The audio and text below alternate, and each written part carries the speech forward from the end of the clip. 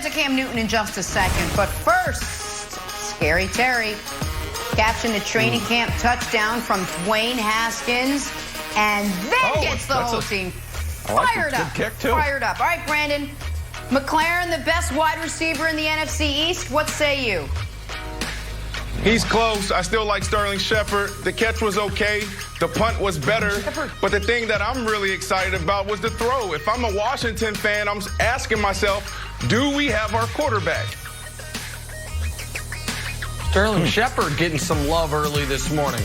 Amari Cooper's going to send you a DM. He going to be mad, Brandon. Yeah. Speaking of mad, little war of words. Check out Russell Westbrook in street clothes. Joined with former teammate Steven Adams. They played together for 6 years. Nick, you like Russ's level of involvement in these games? Oh, I love it, and this is also a perfect encapsulation of Russ as a player. If you are on his team, he loves and adores and will fight for you. Steven Adams might have been his favorite teammate his entire time in OKC. He's been a Rocket for 9 months. Now he's like, bleep you, get out of here. I'll fight. He's great. I mean, it's just vintage Russ. It's perfect. He and Steven Adams were like best friends when they played together. It's unbelievable. I don't think think he's yelling. I don't think he's yelling at Steven Adams. Russ isn't friends with anyone. How about a little Carroll guy, ball. James Harden, just pushing over that hand sanitizer station after the Rockets lost Game 4. He hates those hand sanitizers. Wild. Jenna, I have an invention. Harden's ready for Russ to come back. What?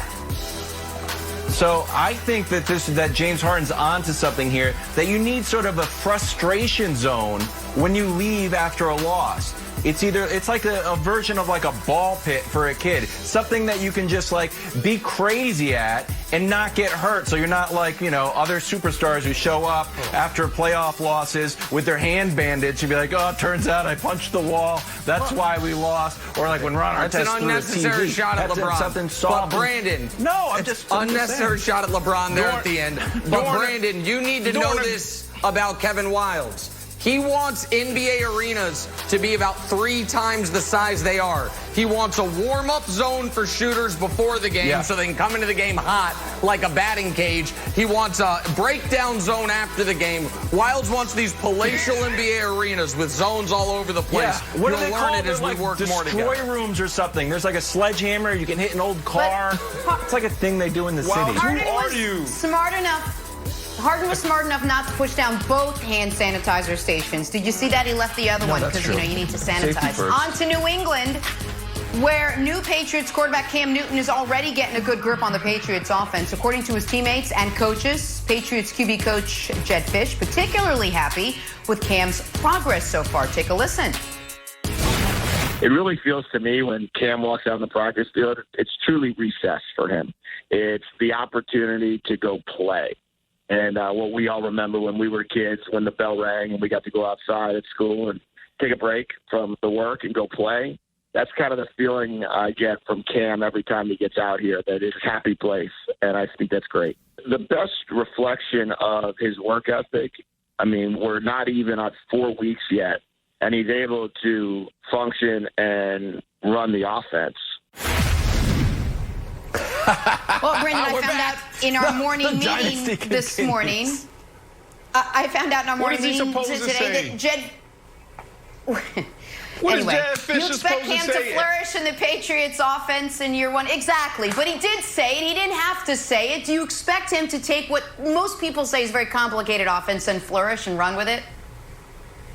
No, I mean, that's what coaches are supposed to do. They're supposed to put their players in position to win games. Jed Fish, that was my receiver coach back in Denver. I love Jed Fish. He's never going to throw his guys under the bus, so I expect this from Jed.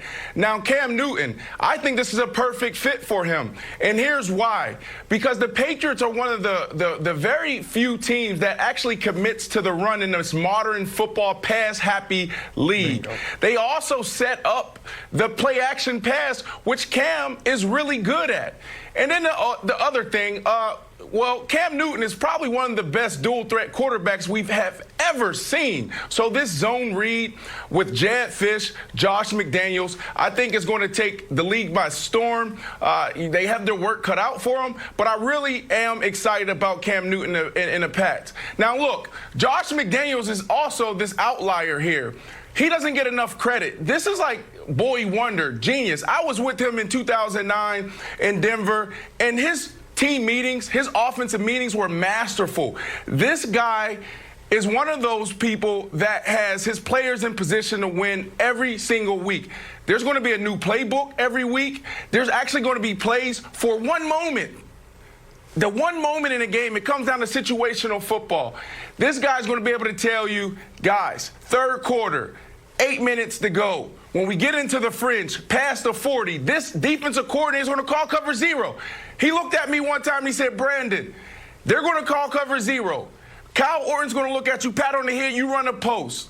It's going to be a touchdown. We got it. I run a post. I'm wide open. I drop the ball.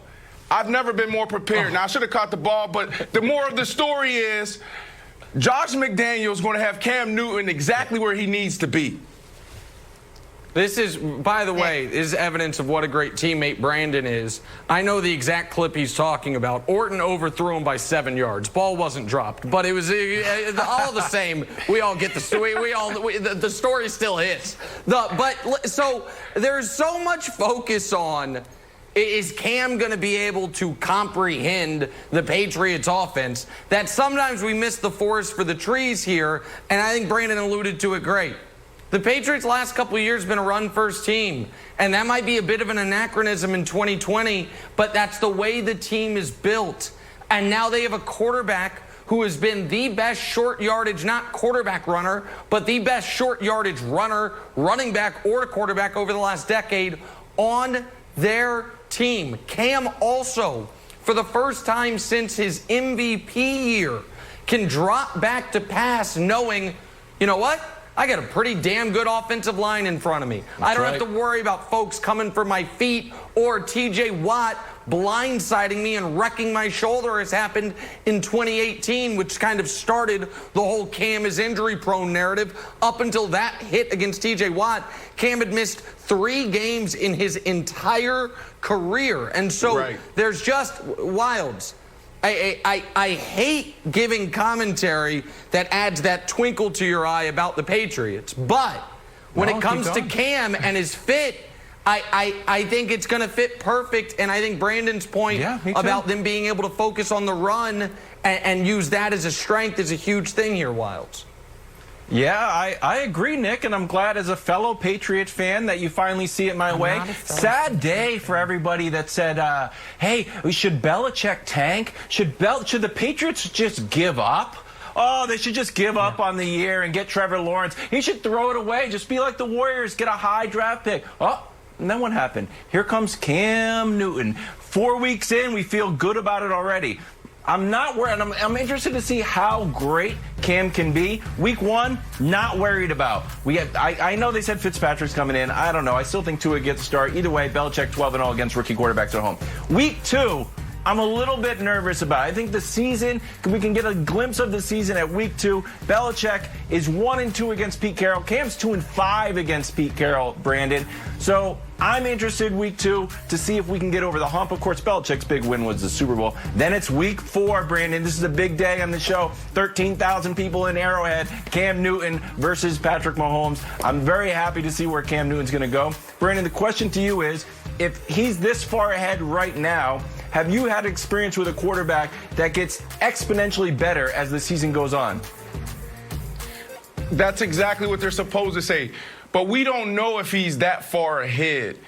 The Patriots are always going to protect their players. Jedd Fisch is always going to protect his players. So do we really know how awesome of a camp he's really having? I think, the stories coming out about, his personality, his leadership, that's true. But when it comes to X's and O's, you got